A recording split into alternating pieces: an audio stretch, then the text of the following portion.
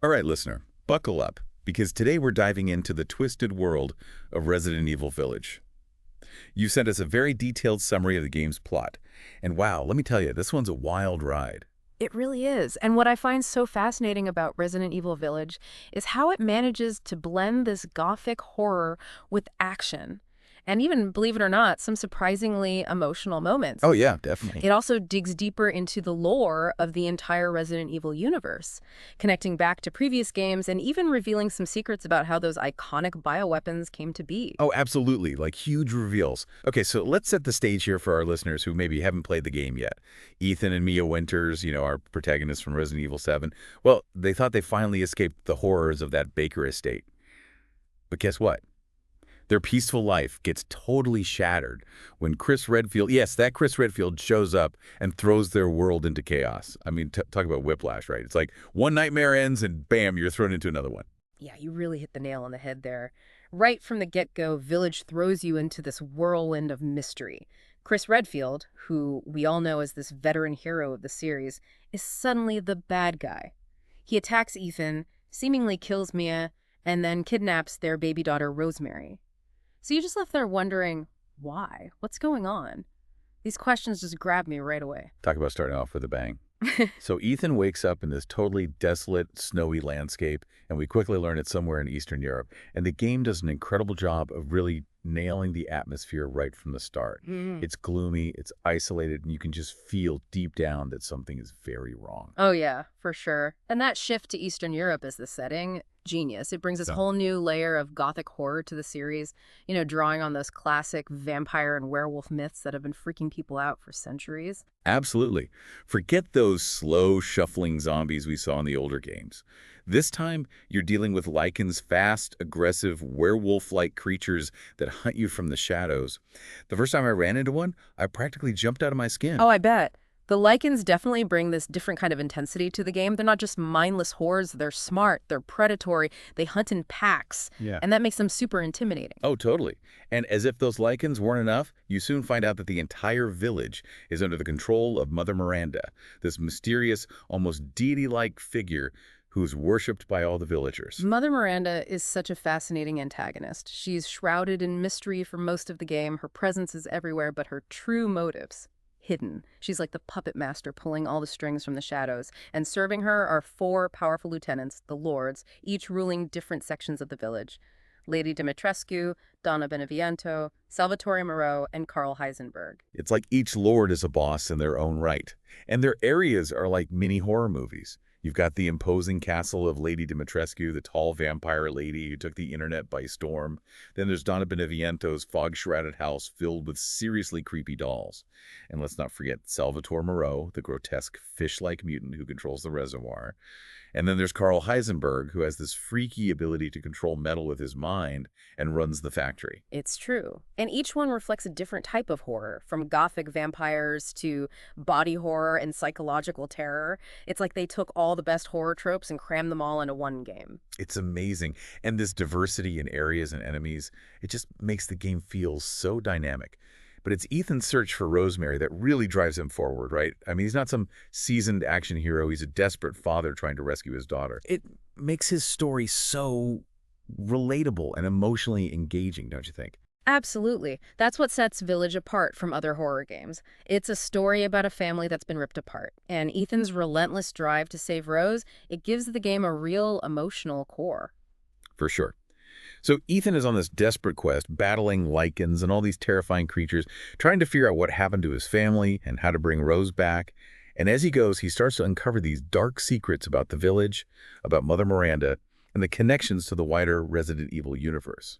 And remember the mold from Resident Evil 7, that mutagenic organism that gave the Bakers their powers. Well, it turns out that the mold originated right here in this village, thanks to Mother Miranda's experiments. Really? Yeah, she spent decades researching the mold, trying to find a way to bring back her own daughter, Eva, who died years ago.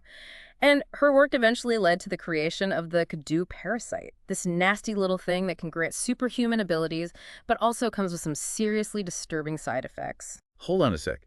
Are you saying that everything From the creation of Umbrella Corporation to those bioweapons like Eveline, it all traces back to Miranda and this village. Hmm. That's a huge revelation. It changes how we look at the entire Resident Evil timeline. It really does. It's one of those aha moments where you realize how deeply connected everything in Resident Evil is. Miranda's actions, which all stemmed from her grief and obsession, had this ripple effect that led to the events of all the previous games. It makes you think about unintended consequences, right? How even personal tragedies can have global repercussions. Wow, it adds this whole other layer of depth to the series. But as Ethan digs deeper, he uncovers a truth about himself that changes everything. He's been dead the entire time. He has. Remember when Jack Baker killed Ethan back in Resident Evil 7? Well, it was the mold that brought him back to life, transforming him into this kind of mold human hybrid. He's basically a walking, talking colony of the very thing he's been fighting this whole time. Wait, so Ethan's been this mold monster. That's insane. It makes you question everything about him. He survives things that should have killed him, shrugs off injuries that would cripple a normal person, and it's all because of the mold. Exactly. It's a huge twist, and it adds this tragic dimension to his story. He's not just fighting to save Rose, he's fighting against his own nature, against the thing that's keeping him alive. That internal struggle, it just adds another layer of tension to the entire game, doesn't it? Yeah. We're rooting for Ethan, but we know he's essentially a ticking time bomb. It makes his quest even more desperate and heartbreaking.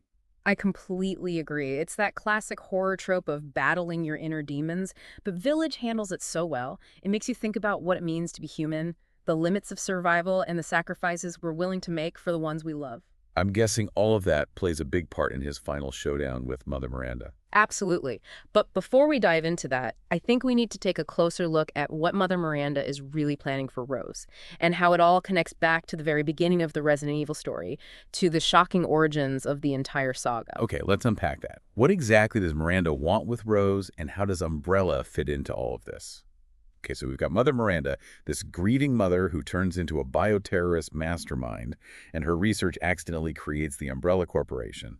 Talk about unintended consequences, right? Yeah. But where does Rosemary fit into all of this?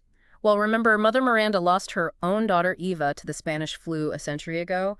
That loss, that grief, it's the driving force behind everything she does. She becomes obsessed with bringing Eva back, and that leads her to experiment with the mold. So the mold isn't just some random biohazard. It's like the key to her twisted resurrection plan. But what's that got to do with Rose? Is she just a test subject? Not exactly. Remember how Rose was infected with the mold as a baby? Well, turns out that infection gave her unique powers. And in Miranda's eyes, that makes her the perfect vessel to bring Eva back. Hold on. You're saying Miranda wants to put Eva's consciousness into Rose's body?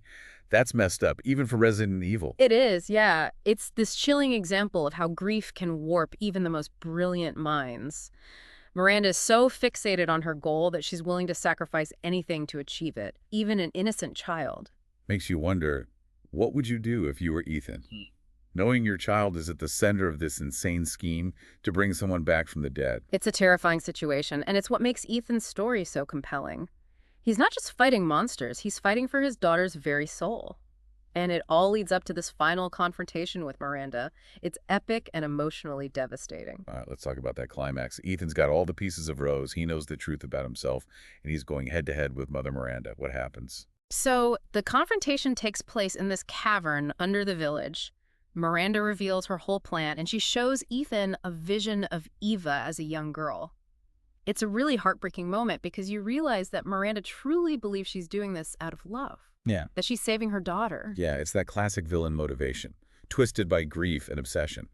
But it doesn't change the fact that she's trying to steal another child's life. Exactly. And Ethan sees right through her manipulations. He's not going to let her take Rose no matter what.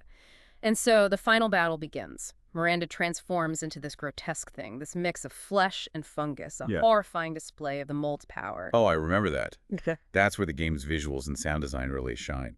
Miranda's final form is straight-up nightmare fuel, and the music just ramps up the tension like crazy. It's a boss fight that stays with you. Oh, yeah, for sure. It's brutal, desperate.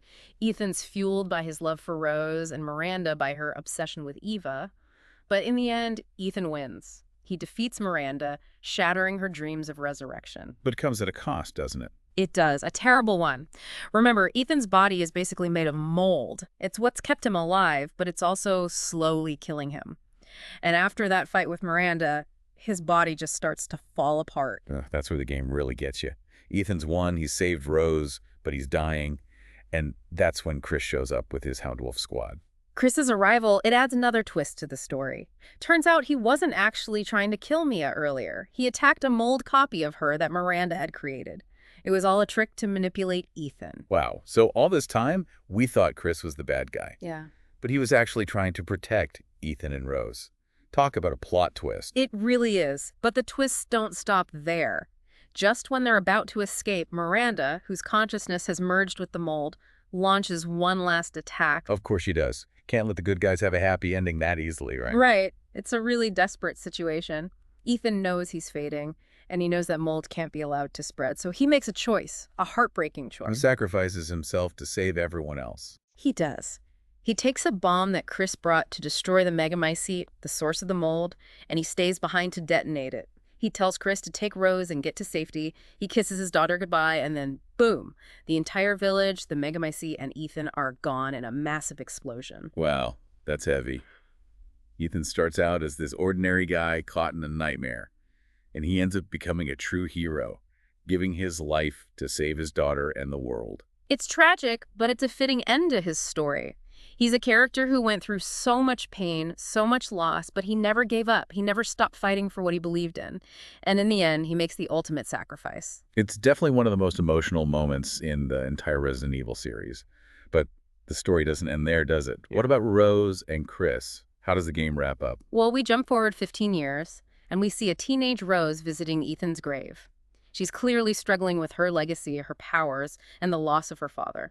Yeah, that scene always gets me. It's heartbreaking to see how Ethan's sacrifice still weighs on her after all those years. It really shows the lasting impact of trauma and the complexities of growing up with a legacy like hers. And then, in a post-credit scene, we see Rose being escorted by this mysterious figure. It hints at a possible sequel focusing on her and the threat of the mold, which is still out there. Classic Resident Evil cliffhanger. Rower. Leaves us with more questions than answers. What's going to happen to Rose? Will she be able to control her powers? And what new horrors are waiting for her out there?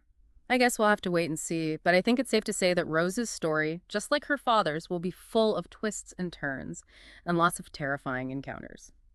Now, before we move on, I want to talk a bit more about Chris Redfield. He starts out as this mysterious bad guy. Then we learn he's actually trying to protect Ethan and Rose.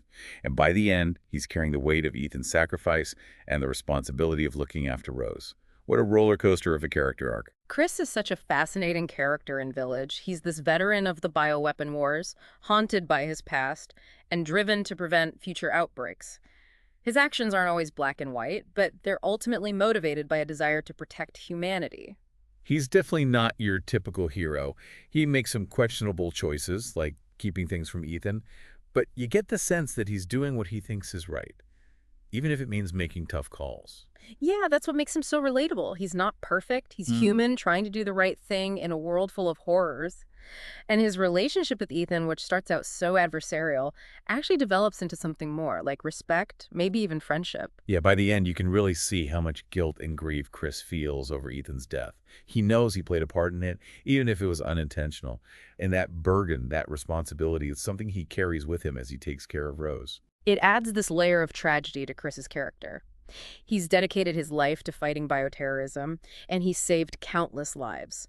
But he's also lost many along the way. And Ethan's death is a constant reminder of the personal cost of this endless battle. Speaking of battles, Chris and his Hound Wolf squad play a big role in the climax. They're not just there to rescue survivors, they're launching a full-on assault on Miranda and her forces. Yeah, the Hound Wolf Squad is an interesting addition to the Resident Evil universe. They represent a more proactive approach to bioweapons. They take the fight to the enemy before things get out of control. It's definitely different from what we've seen before. In the past, organizations like the BSAA usually showed up after the damage was done. They were more about cleaning up the mess than preventing it. Right. The Hound Wolf Squad is a symbol of how humanity is evolving in response to the bioweapon threat. They're not just cleaning up, they're actively trying to stop future outbreaks.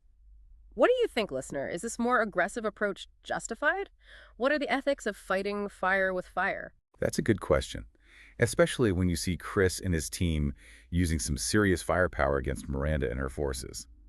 They're not afraid to use bioweapons themselves, which blurs the lines between good and evil.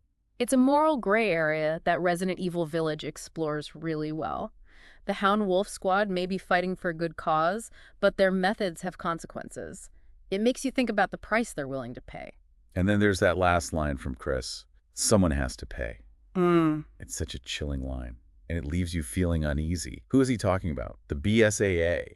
Or are there others involved that we haven't even met? It's a great cliffhanger that suggests this fight against bioweapons is far from over. Even though the village and the megamycete are destroyed, the seeds of corruption are still out there. And as long as people want power and control, the threat will remain. And with Rose carrying the legacy of the mold, she's going to be drawn into this conflict. It sets up a whole new chapter in the Resident Evil story, and I can't wait to see what happens next. Me too. Resident Evil Village is more than just a horror game. It's about family, sacrifice, and the strength of the human spirit. And even though the ending is bittersweet, there's also a glimmer of hope. Hope that Rose, remembering her father's sacrifice, will use her powers for good and overcome the darkness that's trying to consume her. While we've been talking about all this, something that's really been sticking with me is the game's atmosphere. Resident Evil Village is just so good at blending that classic gothic horror with these modern fears. It's like stepping into one of those old horror novels, but with a biological twist. Oh, totally. The setting and the atmosphere, they're crucial. The developers were really smart about using all this folklore and mythology. They wove in elements of Eastern European vampire myths, werewolf legends, even ancient rituals, and they blended it all so well with those biohazard themes that Resident Evil is known for. It creates something really unique and creepy. Yeah, it's not just jump scares and gore. It's this constant feeling of dread, like something's always watching you. Every little creak, every gust of wind, every howl in the distance just sends shivers down your spine. It's true. And the sound design, it just amplifies everything. The way they use sound to build tension, it's masterful. Remember walking through Castle Dimitrescu, all those dark hallways, and you could hear the Dimitrescu daughters whispering as they stalked you. Don't remind me, those ladies are terrifying. Yeah. But even beyond the characters, it's the village itself that feels so oppressive. Those crumbling buildings, the foggy streets, that looming castle on the hill. It all creates this sense of isolation and claustrophobia. It's like the village is a character itself, this living, breathing thing that's closing in on you. Exactly. And the environmental storytelling is so well done. You learn so much about the village and its history just by exploring, piecing together those little clues scattered around. You see traces of the villagers' lives, their struggles, their fears. It just adds so much to the game. Something I found really interesting was how they put those ancient fears, like werewolves and vampires, right alongside modern ones, like bioweapons and genetic engineering.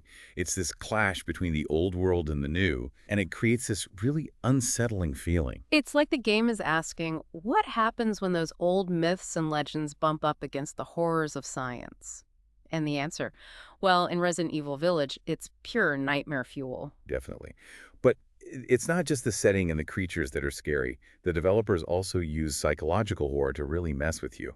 Like House Beneviento. It's not about jump scares, it's about creeping you out slowly. House Beneviento is a masterclass in atmospheric horror. They take away your weapons, leaving you totally vulnerable in this creepy old house. And then they hit you with those psychological tricks, those disturbing images, those unsettling sounds. It gets under your skin. I think a lot of the horror comes from this feeling of helplessness. You're always on edge, never knowing what's coming next.